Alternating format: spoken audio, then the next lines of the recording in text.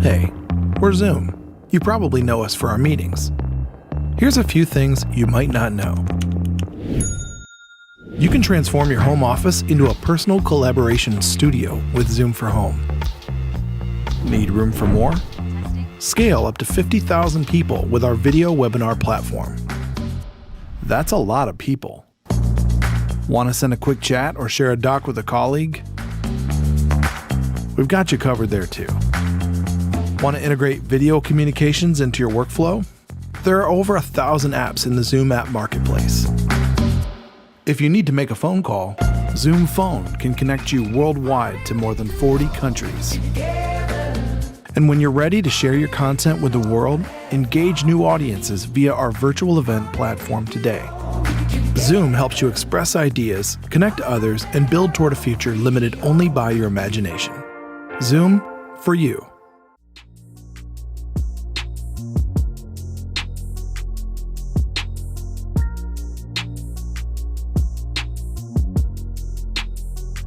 Welcome to What's Left, a weekly political discussion challenging the mainstream left. I'm Eduardo Barca with co-host teacher and socialist Andy Lipson and writing teacher Jessica. We're online at whatsleftpodcast.com. You can find that link to our site in the episode notes. You can also find our personal social media handles as at Don Eduardo Barca and at jhomie89 on Twitter for Jess and Instagram for myself. Sorry for the confusion there. Please subscribe, rate, review, turn on your notifications, and share your favorite episode wherever you found this episode. Thank you. All right. Well, today we'll be discussing Zoom's privacy, its confidentiality rules, its rules on anything that is spying on us. Andy, you've decided to choose this topic. Why? Yes. So this could be an interesting episode, or it could be the most boring episode ever. But so let me explain what happened. I mean, first off, Zoom sent me an email that said, I probably should share my screen to do this, if you don't mind. Yeah. Yeah. Let me go back to here. So Zoom sent me an email, right? You know, one of these, Zoom is updating its terms of services and privacy statement. And, you know, obviously this is something I'd gotten before. You're supposed to have, you got this when I first got my Zoom account. And I was like, you know, here you go. You got to click on this terms of service. You got to click on this privacy statement. And I was like, I'm going to go ahead and click on the privacy statement. Normally I don't, in a sense, I wanted to talk about what we all go through when we deal with this stuff, because what I think we're looking at here, and we're not going to in any way go in this exhaustive, because there's just a few little corners I saw that were just like, oh my God, well, this is what's happening. But this is every time with every one of these every service we use, I feel like has these various traps and things in it, where we're essentially buried in a bureaucracy. And so I clicked on the privacy statement, and I think what made me want to talk about it was when I found this part, and it kind of struck me. And there's a lot of things in here, but this is just the part that is in the very opening section. What personal data do we receive? And there's other things in here I point to, but I just want to point what made me want to reach out to you, Jessica, and Eduardo, and say, let's look more into this. Was this part right here: usage information regarding meetings, webinars, messages, collaborative features, and the website. And it says, and let me see if I can expand it. Think. Information about how people and their devices interact with Zoom products and services. So this is the information, this is the personal data they are receiving. So they are receiving information about how people and their devices interact with Zoom products and services, such as when participants join and leave a meeting, whether participants sent messages and who they message with, performance data, mouse movements, clicks, keystrokes, or actions such as mute or unmute or video on off, edits to transcript texts where authorized by the account owner, and other inputs that help Zoom to understand feature usage, improve product design, and it goes on from there. All right, and I don't want to bore people. Well, we're going to bore people a lot with some of this stuff, but I don't want to bore you more. But that, when I read that, and I was like, oh my God, and when I saw that they reserve the right to not just take that in, but process it, organize it, structure it, and disclose it, it was just like, it's just this world we live in. And I was like, you know what? I spend most of my time ignoring these things, partially because I don't want to know. I don't want to know what's in these agreements. And so I was like, you know what? Maybe Jessica and Eduardo are going to be willing to take a little bit of look into these agreements. It's worse. It's worse than what we read, because this is all hidden underneath legal stuff, and some of it we don't even understand. I don't understand. I'll say that. But just that alone, when they were talking about we are processing and organizing and possibly disclosing, but we're collecting your mouse movements, like, that just disturbed me. And so I wanted to talk about what other things people saw in this, because there were a few other things I found that were both disturbing in terms of what they reveal, and then disturbing in terms of how cloudy the language is. And this is our world now. If you're in the internet, if you're in the electronic world, this is the world we live in this legal trap, to me. And so I just wanted to explore. I wanted to explore it together with you both. I am by no way saying that I was able to read the whole thing. In fact, the privacy agreement was long. It's very Terms of long. service agreement, I tried to post it on Google Documents and it wouldn't even let me do that. But I posted it on a Microsoft Word, and the terms of service is 30 pages long. There's stuff in there that's a little bad too, but I just wanted to talk about what these things are and what you guys make of them, and what happens for you when you look at them. And I think, Eduardo, you're partially going like, why are you asking us to do this, Andy? Because you kind of trusted me on it. And so I'm like, here we are, an episode where we talk about these stupid agreements that I suspect many of us just ignore.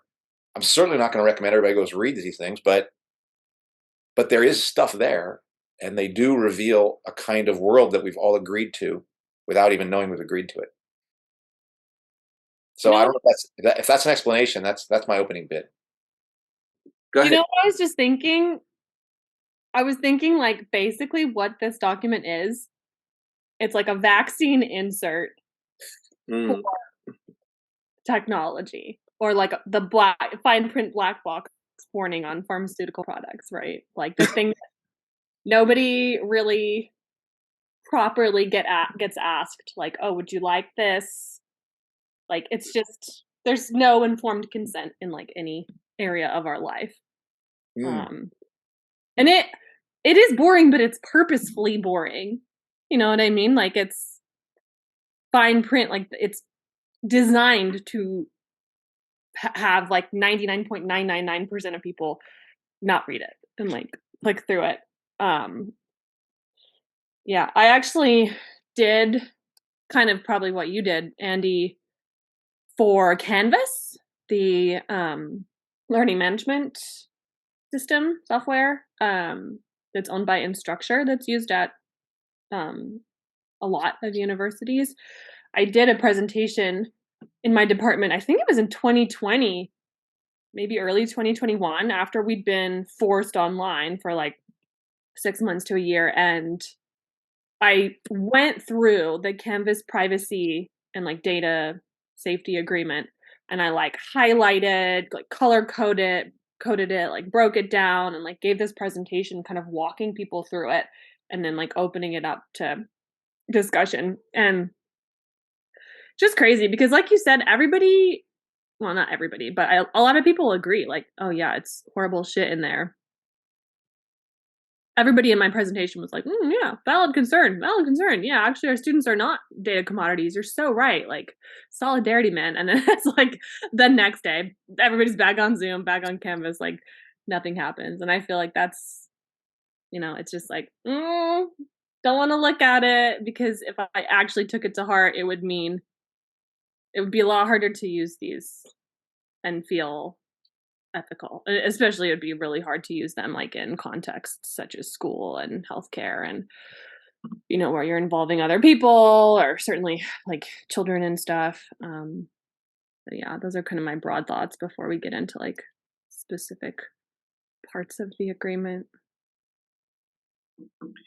For me, I think there's always this tricky language about what is private. No, the the part where they say that it's to end-to-end encryption for your meetings. When enabled, Zoom's end-to-end encryption ensures that communication between all meeting participants using Zoom clients in a given meeting is encrypted using cryptographic keys only to the devices of those participants. So I take this to mean that might be encrypted, maybe the chat messages, but what we are recording, what we're saying when it's not recorded, what is, as you were reading, the mouse clicks, the sharing of the screen, everything else, the divisions of the rooms, the classroom participants of students that are underage and have not consented to this, but because they're forced into being into these classrooms online when we had the pandemic happen. This is what we are not being told that is being monitored unless you read the fine print. And so I guess what comes up if you just do a quick Google search on Zoom's privacy rules, you'll see right there in the recommendations of the questions, you'll see what's private and what's not. It says clearly there, the end-to-end encryption is first on Google to share with anybody. And I'm sure it's just to give the security and the comfort to people to know that there is some level of confidentiality. But most people won't go to this actual site and then read this as I have it opened, and I didn't get through. I was listening to a podcast that I can share in the episode notes, a link where there were glitches in the very beginning and how they started Zoom before the whole pandemic in 2020. And then suddenly it upshot, obviously with the use, went online, and how there was these glitches and things that were found out over time. And I was listening to it and they were updating with the rules, the confidentiality rules and the protection of your privacy. And I was beginning to understand it. Of course, I had other urgent needs to attend to, but I didn't get through it. So I guess what I'm trying to say by this is it's always these reading between the lines and trying to guess what's not being said by what's being said, if that makes any sense. And I always hate that because no one can be quite upfront and tell you. It's just what you have to infer. And so I just think if people should go on there. But anyhow, that's as far as I'm just present to with all of this confusion. Yeah. Well, and yeah, I mean, and I knew, and I know that in looking at this, I'm not, I don't think I'm coming to the point of like, well, I'm not going to use this one because what was the other one we tried with workers and students for choice? There was another Jitsu or something. What was it? Just Jitsi. And that was me. I think I was the one that was like, we should not be doing this on Zoom. yes. Everything we stand for. And we tried Jitsi, and it was okay. It was a little harder. It was more clunky, and we would sometimes more people would have trouble speaking or being heard, and there was more hiccups there. It was also just resistance to like not using the mainstream thing, I think. No, I mean, it was actually more cumbersome. I mean, there were problems we had when we would have people who just couldn't, like, there were certain people whose audio couldn't be picked up and things like that. So we were just running into that issue. But for me, I feel like the takeaway message is that the revolution will not happen online. Like, it can't. Like, this whole space is legally, they've built so many legal containers that defend their right to do with it what they will with this. And there's another part here that basically talks about like an opening section. Let's see if I can find that. This is the part Zoom's terms of service, which is different than terms of service is different than privacy agreement. Read this agreement carefully, as it provides, among other things, in section 27, that you and Zoom will arbitrate certain claims instead of going to court, and that you will not bring class action claims against Zoom. In section 12 and 14, that certain terms and conditions apply with respect to recurring subscription charges and automatic renewals. In section 15, that Zoom may make modifications, deletions, and additions to these terms of services and service descriptions. And in section 24, that you release Zoom from and waive your right to recover from Zoom certain damages. You acknowledge that you will only create an account or otherwise use the services and software if you agree to be legally bound by all terms and conditions herein. Again, that's just another part. This is part of terms of service, where they're pretty much saying, what we say goes. You've already given your rights up to really complain about anything by having pressed agree and on this and having not read it. So it's more just for me. I think the reason for me to go into this is not to say which is the better system, which I think is where, like, people in Wisdom Warriors, they were like, we want to use Signal, we want to use other ways of communicating. And I think the whole thing is all bound by this. All these corporations and their connections to the state mean that they're going to be using this legal, obscure language that was made to both bore us and confuse us and to bind us. And there's no way around that. And that's why these mechanisms, and I cherish the fact that we can do this with you, Jessica, and Eduardo. The fact that we can't be in the same part of the Bay Area means this is more convenient.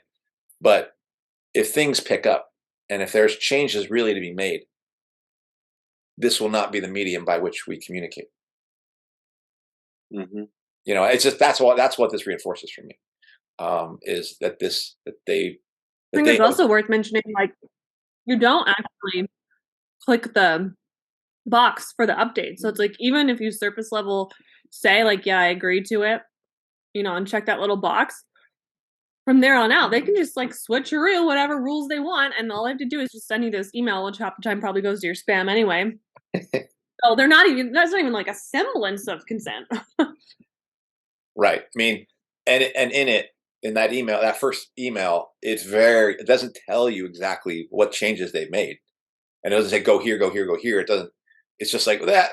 It makes some changes in this area, make some changes in that area, and, like, go through the 30 pages of the terms of services agreement and see if you can find it. Now the privacy agreement is not as long. That's actually, you could read through the whole thing. But it is also long enough and confusing enough to make a person go, oh, what am I really dealing with here? Not to mention, when it's used, like, that consent is extra coerced when you're being expected to use it for business meetings in your job, or you're expected to attend class that way. Like, that really drives me nuts. Like, in the education space, is like, students have absolutely no idea that they have a right to opt out of all of these technologies. Like, they have a legal right to say, no, like, I don't want to do my assignments through Canvas. You have to give me an alternative. But, like, never made aware of that. Mm-hmm. Right.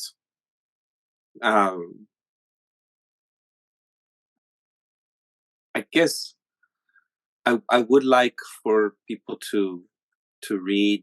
There is I'll also link it. I can't find what I was going to share, but I also would like people to go to the Intercept's article on Zoom meetings are end-to-end encrypted despite leading marketing, and how they have access to our conversations on its platform. And they did an investigative work there, just to further see how much we are being deceived, and to Jess's point about how we have we're not left to choices, basically, because because of you're just, here are the options and that you have to have for work or for school, and I just think about ourselves, and I don't know, like, the benefit is there that we're here. But and no, you're right, Andy. It's not going. The revolution will not happen online. I guess what I'm struggling to say is I don't also deny how much it has connected us when we needed it. When, like for family, and also lowered. This is a little bit. I don't know how do I say this. For like when I remember as a kid, we had to buy a little card at the Latin American shop, and then we had to dial in a number and then pay, and we were waiting on the phone to call back home, and we had to count our minutes to talk to loved ones, and this was our limited time to have this much time with your loved ones, and if you didn't have, and you had, people collected these cards, and that's how people made I'm sure money, phone companies, and these businesses, and even with all of the like money sending that we send back, uh, like Western Union sending money through a wire transfer, and then being charged for it. And so that's how we had to make sure that in order for our fees not to accumulate, we had to send one full check, and everybody had to divide that in back home.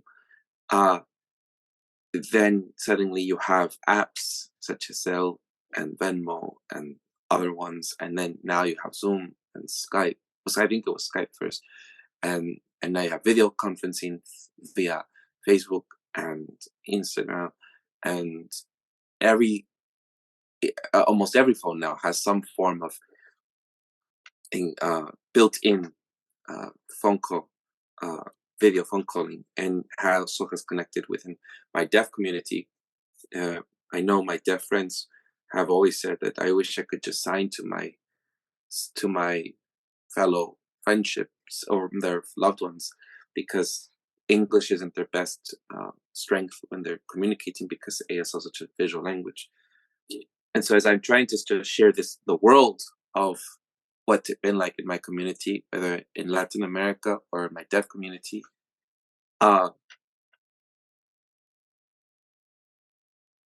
it's the reason why I think that people see this as a service, as a benefit in our society, and don't question much of it. And I don't know how to make peace, or this is my struggle, right? I'm just sharing this rawly, how to be in criticism of what it's doing to us as a society, and also what the benefit has also been. And here's the question I asked you, I think once before, Auntie, like if you did see a benefit that where you could use something to, I mean, I don't know if I want to say this because of Brandy, but I remember I asked you where you might think that this is gonna benefit Brandy or yourself for like a vaccine or something. So you remember this conversation, Andy? Or I'm not sure. Okay. Well, I said to you, if you thought the technology and the science that that the benefits of science and technology could be used in order for us to save lives, or can bring there can be benefits of it, are we willing to then let go of those benefits, given that they have some use? I guess that's what I'm discussing right now. It's the impact and the struggle, the internal struggle of these things that have also been useful as a utility for us. I know you asked me the question, but maybe Jessica, I'd be curious how you would respond, because I haven't heard from you on this. Maybe if you understand the question he's asking. I think so. I mean, like, are we willing to sacrifice like potential or actual benefits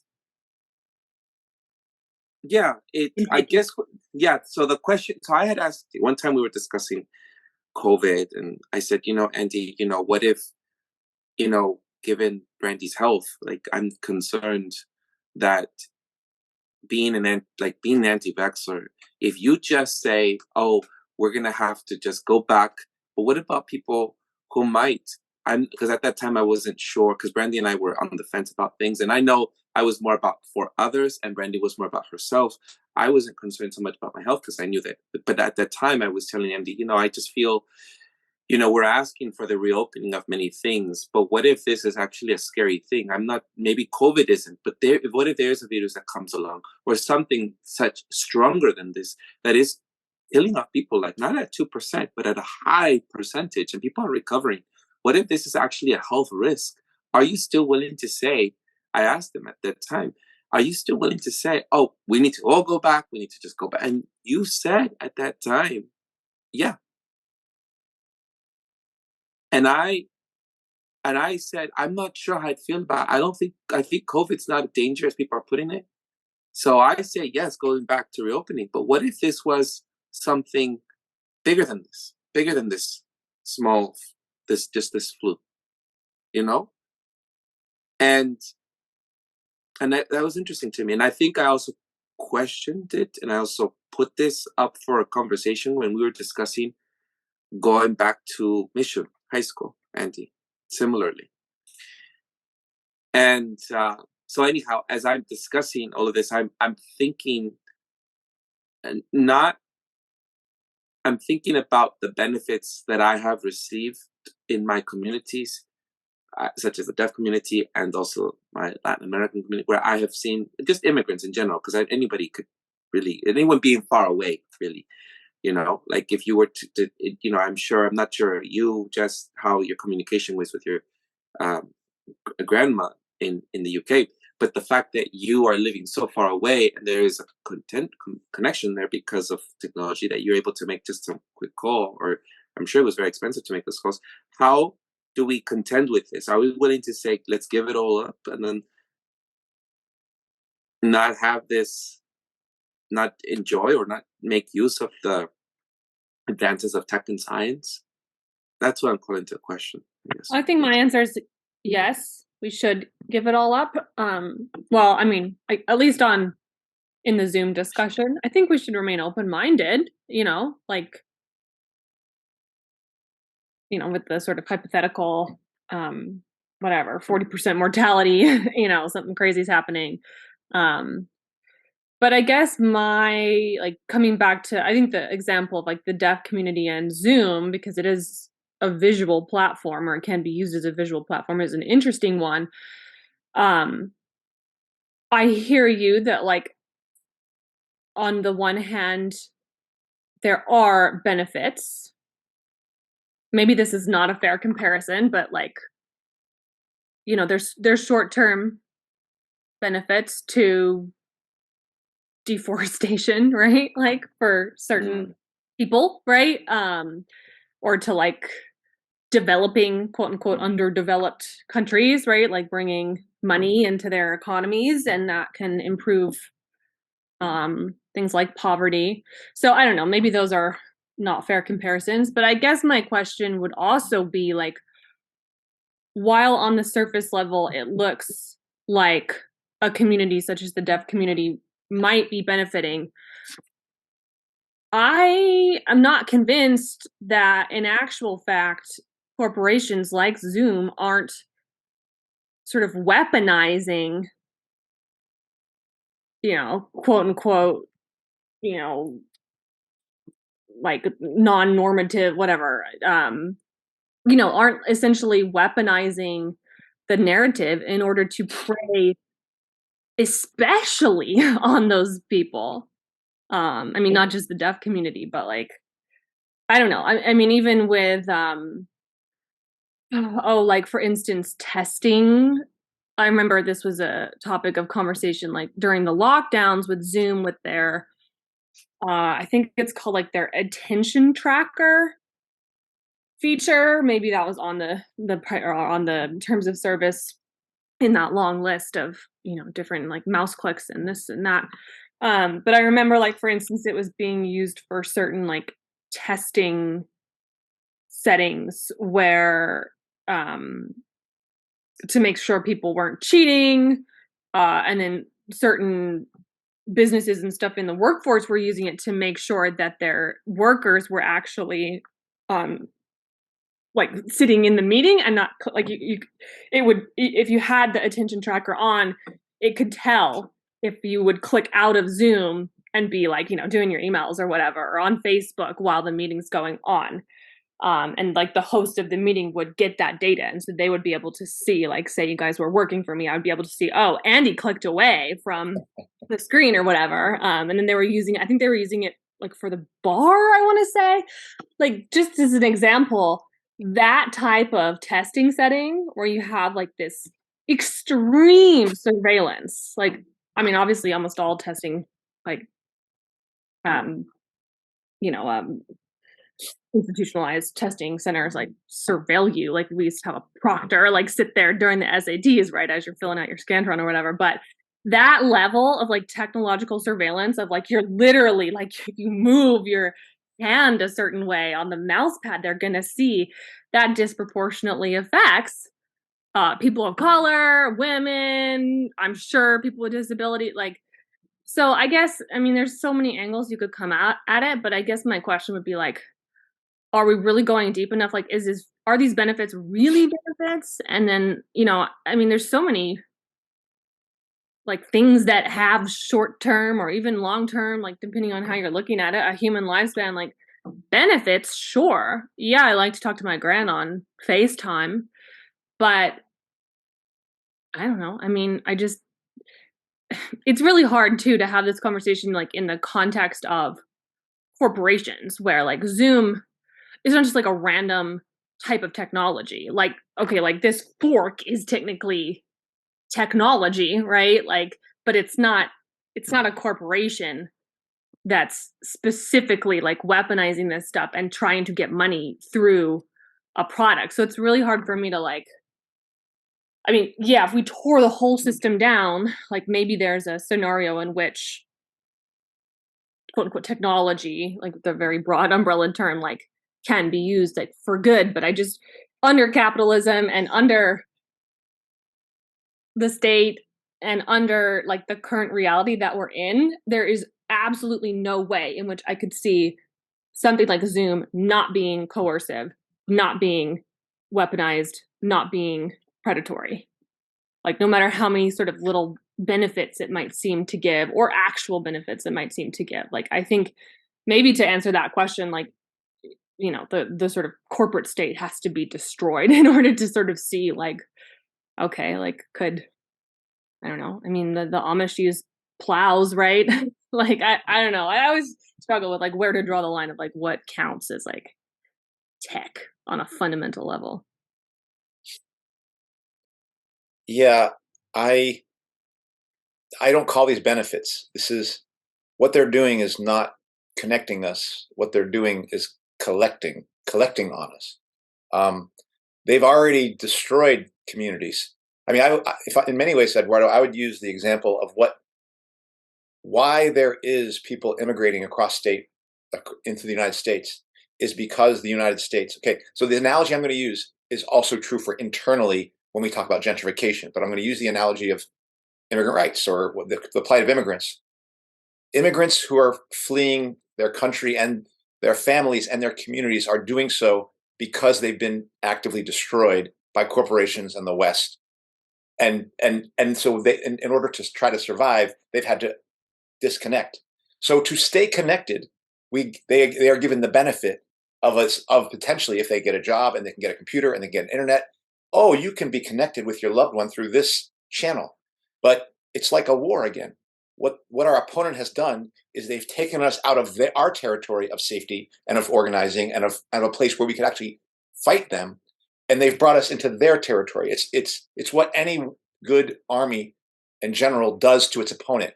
You funnel them into the area where they are weakest and you attack them there, and that's what they've done here.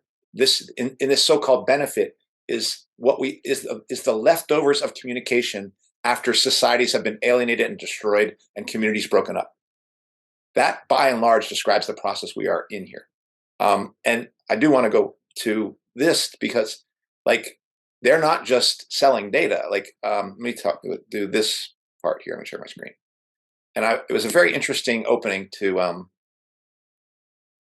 their Zoom privacy statement. And I was like, there's a lot of words here. I'm going to show you what I'm talking about. Let me get rid of this. So in the very first line, let me expand it. Did that work? That did not work. Oh, it doesn't. Let's see. Hold on.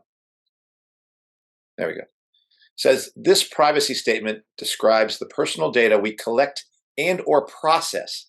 Here's what they mean by process, which may include collecting, organizing, structuring, storing, using, or disclosing. This part, the only part here that is about selling, is here disclosing.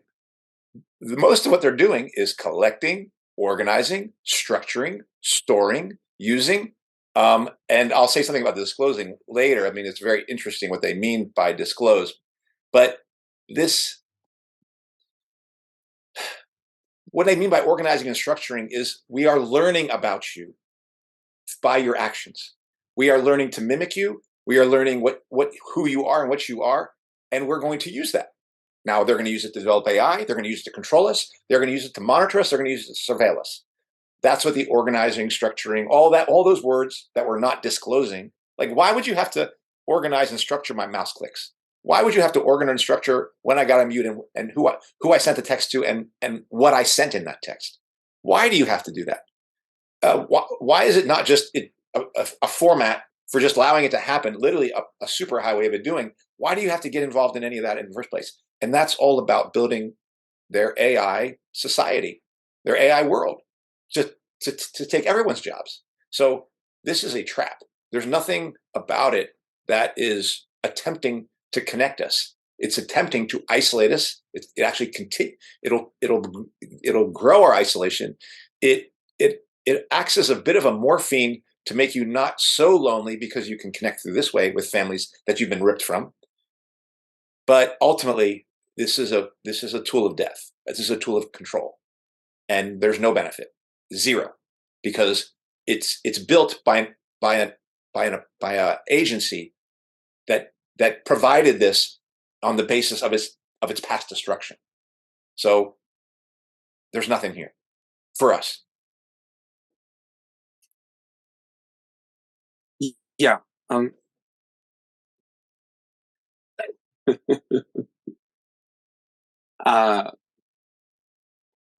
I appreciate first Jess's distinctions. I mean, it's clear, obviously, that the distinction between what is something that is useful versus something that is being used by, obviously, a force that is going to be trying to extract the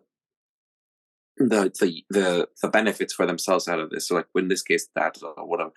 And I'm reminded, Andy, what you're saying as we're discussing this. There was, and I'll share this also in the link. I just remembered there was this documentary on Vice about Thacker. I don't know if any of you, if you watched it, and I saw towards the end of that document, and there weren't, Thacker isn't really covered by a lot of even alternative news, and I was surprised I had seen it as we were preparing for our discussion with Max Wilbert. And what's Will, I think it is, Jess, Will Falk. Well, he had mentioned about, because the question was posed to Will about, well, what do you say to this alternative green energy that we need to be doing for the benefit of this, what we need to start doing in order for us to transition to a more healthier planet and clean energy, and that's why we need lithium. I mean, you can't, this is actually not, so we don't do fossil fuels, we still have to do something for clean energy. You have to build them out of this stuff that we have to mine for. And I think, and I hope I don't misquote, but Will said something along the lines, we just don't use cars. We don't, we stop using this stuff, whatever, whether it be this device or the vehicles or whatever. It just, we don't. And then the interviewer went and asked someone else who is pro, but is also an environmentalist, is pro person for this mining, and he said, "You're just not going to stop people from using cars." And so I just don't see any other way but to have to mine Thacker Pass. It's not like I want to, but there is no other way. You're just going to have to, because people aren't going to stop using. And so it's this difference of thought. And I feel the conversation that we're having is that camp that you're discussing, the wolf conversation about we're just going to have to make do without it. And because otherwise this stuff, as we have discussed with AI, and it's now in heated debates about this, it's like this stuff is just going to do away with us. You know? I don't know if, so that's what came to mind for me. I don't know if you have any thoughts on that, but that's what I thought about. Yeah, I'm just kind of circling back in my mind to, I forget how you put it, Andy, like at the very beginning, but just like, I feel like oftentimes the response when these types of critiques come up is like, well, like, that's just not the world we live in. Like, sorry, but like, we live in a world where like, all our data is being stolen, and like, sorry, but like, that's just the world we live in. Like, you know, and it's just so frustrating because that is the world we live in. But the whole point of the critique is to say, let's change that. So to me, it's just such a stupid like way that the conversation gets shut down again and again. I don't know. It's just such a cop out. Yeah, and the world we live in is going to be a world in which we aren't able to live. Like that, again, I'm now going to add AI complete destruction of humanity as on par with nuclear war. But the forces that are in control and that are saying there is no alternative are, in my opinion, are going to head to that impasse in their own system, in my opinion. But that when they come to an impasse in their own system, if we don't have an answer, an alternative, then I do believe the thing goes down. Like it gets destroyed by a set of rulers who have no idea what they've let loose on society in this capitalist system of theirs. And like I said before, I was more worried about nuclear war, and now I'm going to put on par AI kind of like overtaking of humanity, or certainly of workers, us being replaced. Now, what kind of response would come out of that? It doesn't end well for us if we can't imagine an alternative without cars and internet and things like that. I was thinking too, like coming off of last week's episode with Max, like the other thing that always gets overlooked in conversations about online anything is that the cloud is not like this invisible like thing that's not like tangible. Like Zoom has, I think when I was researching it in 2020, I want to say like maybe 17 or 18 or 19 massive data centers around the world. It's probably more now. So that those have like tangible ecological effects. So this idea that it's just like, oh, it's invisible and it's, like it's so great and climate friendly that we can do all our conferences and schooling and business work and friendships and family relationships online, and just like, yeah, the benefits, it's green. Like there's that aspect of the lie as well. Like they're going to fucking build out Microsoft, I think, already has like underwater data centers, like literally trying to hide it under the ocean. And like pretty successfully. I don't think a lot of people know about it or talk about it, that like you have to have data centers to like keep all this data that they're talking about in the privacy statement. Maybe I'll just add one other screen share thing that I saw that I thought was interesting from the Zoom document, and which is about the disclosing of the data part. Let me share this. So yeah, here's this word disclosing. So if you look, and this is literally the opening part of the Zoom privacy statement that I clicked on, and it says last updated April 10th, 2023. And then I go, it says California. Well, here's one interesting thing. First off, they go, Zoom products and services covered in this privacy statement do not include products or services developed by Zoom that are covered under a separate privacy policy. Included those listed here. I'm going to take us here because watch what happened. And I got very confused. So you click on here, and then it takes you to this thing, Zoom Events Privacy Statement. Then you go here and you click on this, and you're in a whole new June 18th, 2021, what the statement covers, what personal data like, are they talking about another? So there's like another document of what how they process data or what your privacy rights are within the other privacy thing. And this is listed under what's called Zoom Events. It was just like, this just shows me how twisted this world is. Not twisted like bad, well, it is bad, but just it's so confusing. So then I saw, oh, California residents, please see our California privacy notice at collection and California and other US state privacy rights. So I clicked on that. I was like, okay, that just takes you down to here. And so I'll click on this here. And it just takes you down to this part. And so I read through this and I was just like, okay, it just seemed like basically it was like California is saying they have to disclose some things that they would otherwise wouldn't disclose.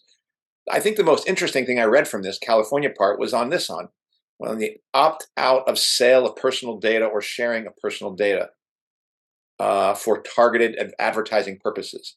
So they're saying maybe we can opt out.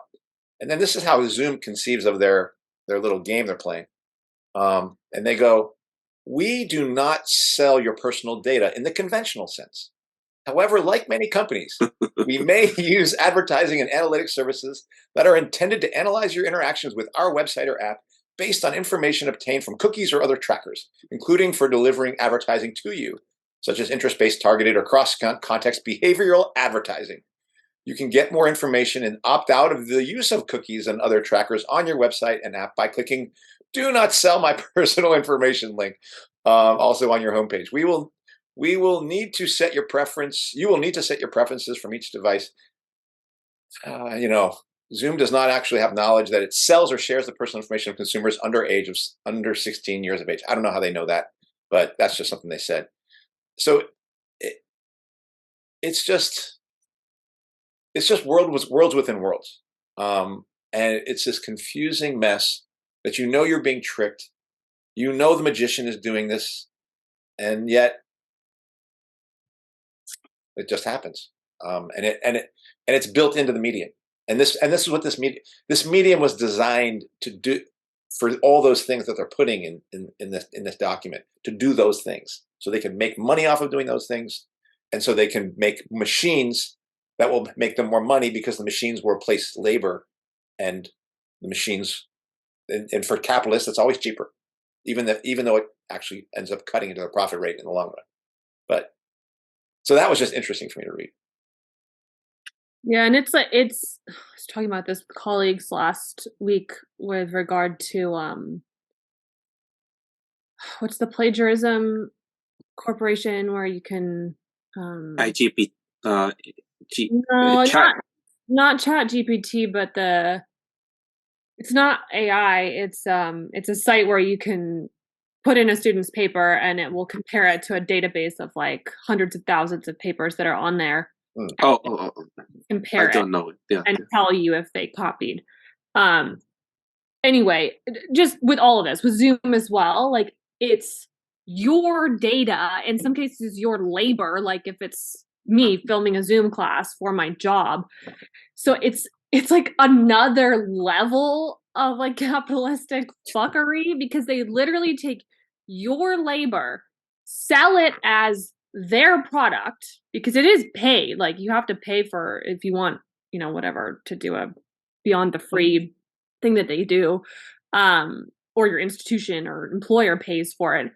They sell it back to you, and then they also, slip it to all of these like third parties under the premise of like whatever third party agreements or like improving their product for you. Yeah. And so then you can be targeted and you can have that same data sold back to you in all these other ways. I can go on Facebook and see like, oh, look, like I was just, just talking about how I'd like a new whatever dress and here, right? It's just like, God. And That's true. it all comes back to your thing. Like they don't even have anything to offer. I mean, okay, like they have the like Zoom. Like what is Zoom? It's not really anything. Like people call it a tool. But like what makes it profitable for them and thus makes them able to offer it to you is them stealing your shit, right? Even worse than stealing because you pay to have them steal it. It's just wild. It's just wild. And then the other thing, I was just looking back, I just pulled up like notes from that talk that I was mentioning I gave like a couple years ago, but just, even if we have a really blindly generous like view of like, okay, well, I like the product, I'm willing to consent so that I can whatever Zoom with my gran who lives on the other side of the world. Even if you like the product, like it's so, I don't know, it's so naive to kind of look at it in that capitalistic like, I need this, you're going to sell me this, because they're always working in tandem with all these other corporations. And I was just like thinking back to the whole start of COVID and the lockdowns. And I was remembering, this was just a little note I had made to myself in that talk about the Global Education Coalition. So this was like an education sphere.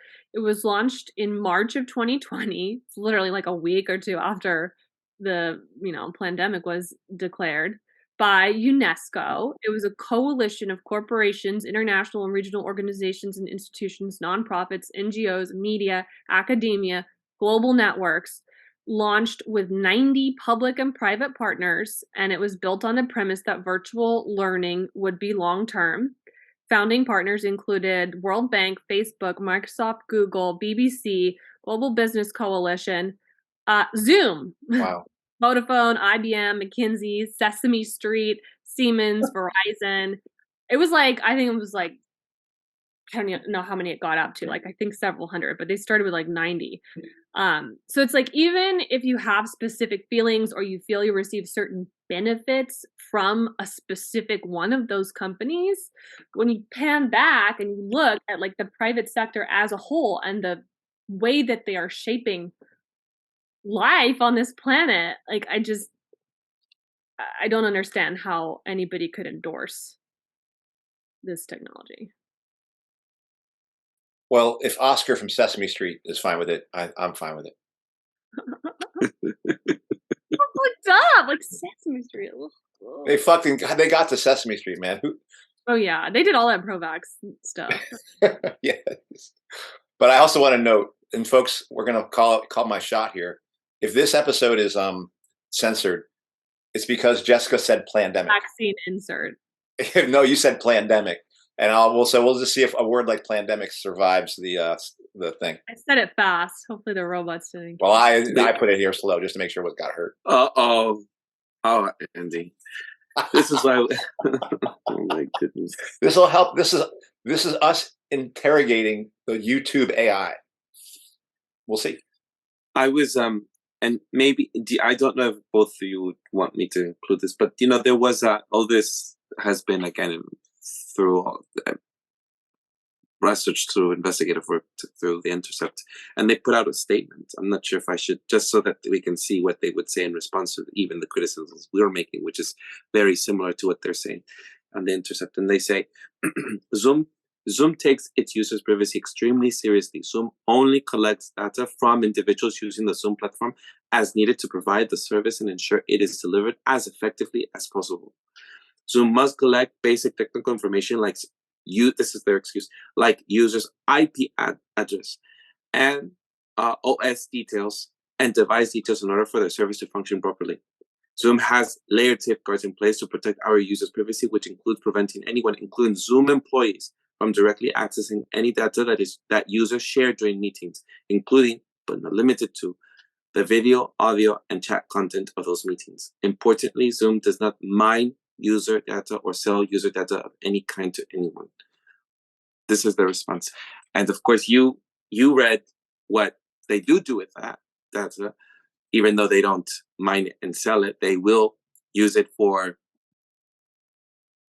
well, whatever they can, with the analytics of what they use it for, so that they can try to see what matches our interests, but they don't sell it. There's just a lot of mining going on. Lithium mining for more data mining.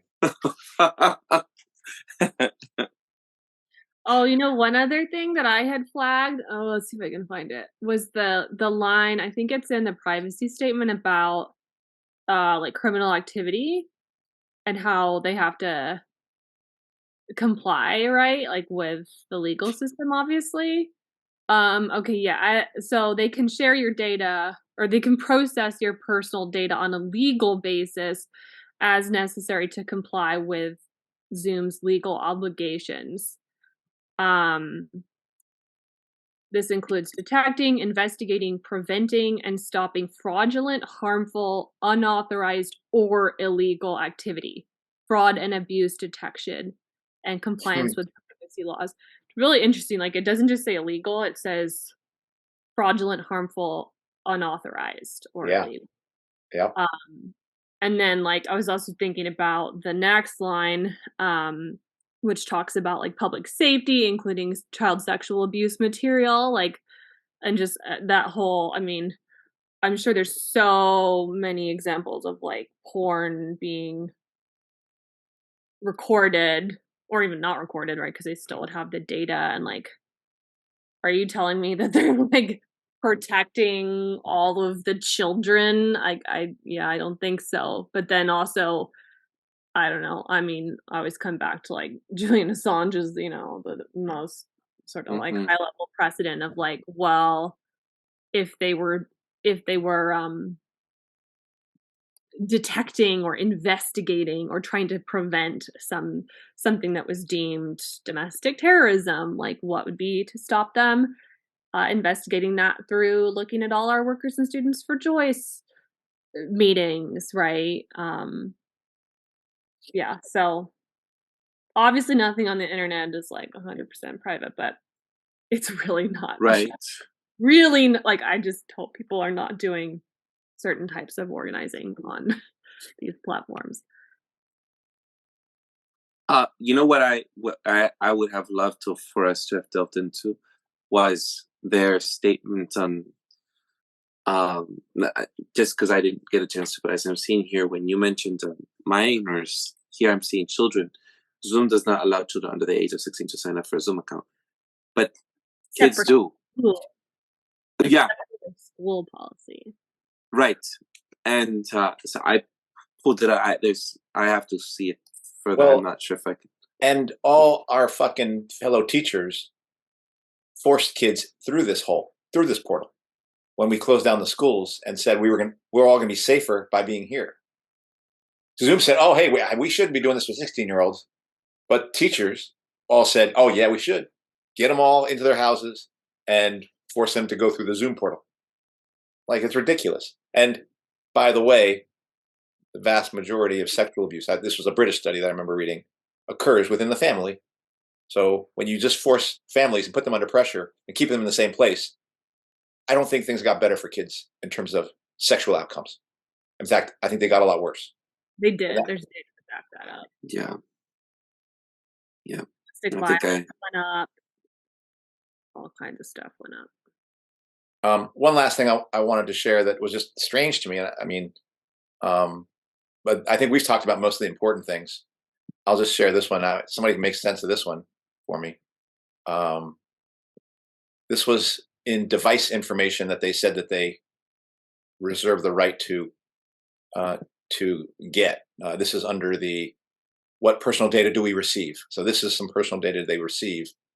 Information about the computers, phones, and other devices used when interacting with Zoom products and services, which may include information about the speakers, microphone, camera, OS version, hard disk ID, PC name, MAC address, IP address, which may be used to Oh my infer general goodness. location at a city or country level. Device attributes like operating system version and battery level. That one, like, why do they got to know your battery level? Wi-Fi information and other device information like Bluetooth signals. I'm like, damn, what don't they know? Oh my They're in goodness. the fucking panopticon, literally. I know. So it's like, oh Lord. Oh my You know, goodness. it's like that dude in Star Wars. It's a trap. I guess I'll have to D or dis install. Just deinstall. D and this or Uninstall. Yeah, uninstall. Yeah. This kind of guy. Sorry, I was thinking. Uninstall. I have to now uninstall and install an app that I have. This is like, oh, how many apps do I have to uninstall and back install? I do that. Eventually, all of them. Eventually, all of them. Eventually. Yeah. I think too, like this, I don't know, or what you were saying earlier too about like people with disabilities and different learning styles and stuff. Eduardo, like I was thinking, man, I need to go back and like brush up on the stuff I was reading from Allison back in like 2020 and 2021 because I feel like she had a really robust and clear explanation of like the way that those particular populations are preyed upon and will be preyed upon in like crazy extreme ways. Like if we think this is bad, it's going to get so much worse if we continue down this route, just in terms of like all of the online internet of things and all that stuff, and the way that like those are the people who are going to suffer the most.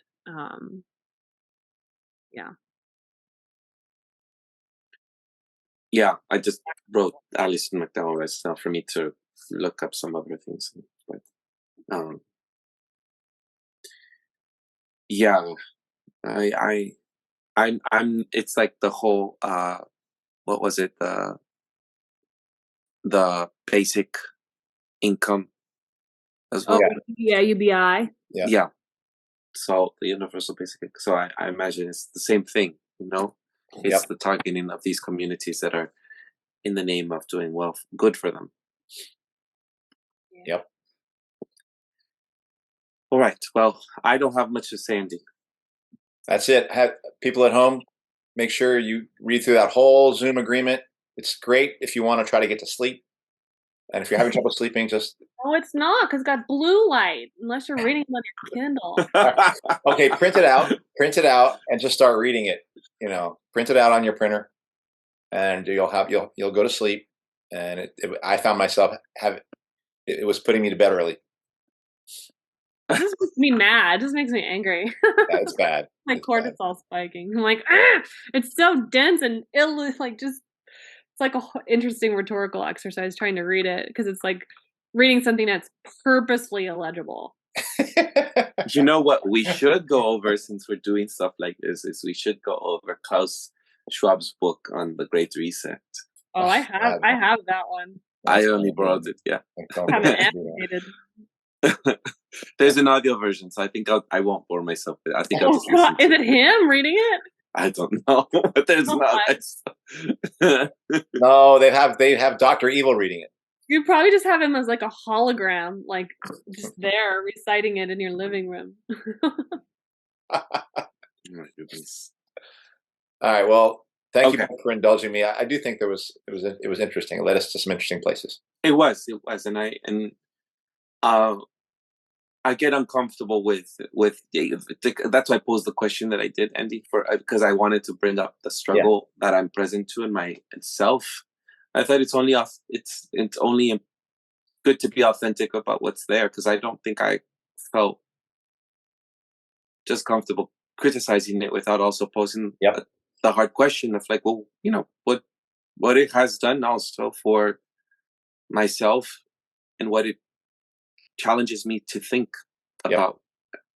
Yep. No, I appreciated you opening that door. So it was good to talk about. Yeah.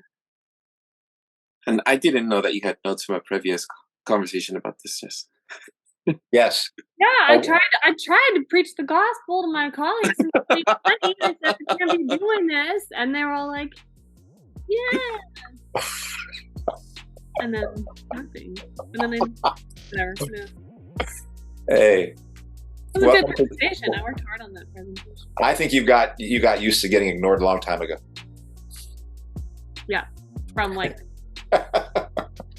no, I'm just kidding. All right. Well, that does it for this week's episode. What's Left is a weekly political podcast / channel challenging the mainstream left. We post information about our topics and our guests on the episode notes wherever you found this episode or on our blog at what'sleftpodcast.com. You can find past episodes to this podcast / channel there and connect with us.